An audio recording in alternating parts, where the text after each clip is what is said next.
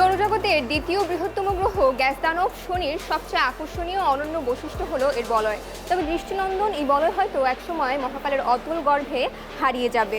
শনির বলয়ের হারিয়ে যাওয়ার সম্ভাবনার কথা সম্প্রতি প্রকাশিত হয়েছে আর্ট.কমের একটি প্রতিবেদনে।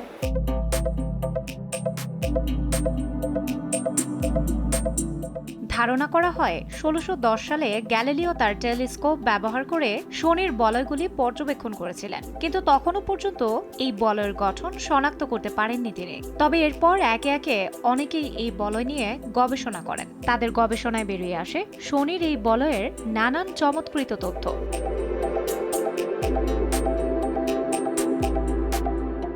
শনির বলয়ের পুরুত্ব গড়ে প্রায় ২০ মিটার। এগুলি প্রধানত জলের বরফ, থেলিন ইম্পিউরিটিস ও নিরাকার কার্বনের মরিচযুক্ত আবরণের তৈরি। শনির এই বলয়টি হালকা ও আলো প্রতিফলন করতে পারায় এটা বেশ উজ্জ্বল দেখায়। তবে এই বলয়টিকে আপাত দৃষ্টিতে একটি মনে হলেও এটি কিন্তু আসলে ক্ষুদ্র ক্ষুদ্র বহু কণার তৈরি। প্যান্ডোরা এবং প্রমিথিউস সহ শনির বেশ কিছু চাঁদই মূলত এই বলয় কণাগুলোকে আবদ্ধ করে তাদের ছড়িয়ে পড়া রোধ করে। শনির এই চাঁদগুলোকে রাখাল চাঁদও বলা হয়।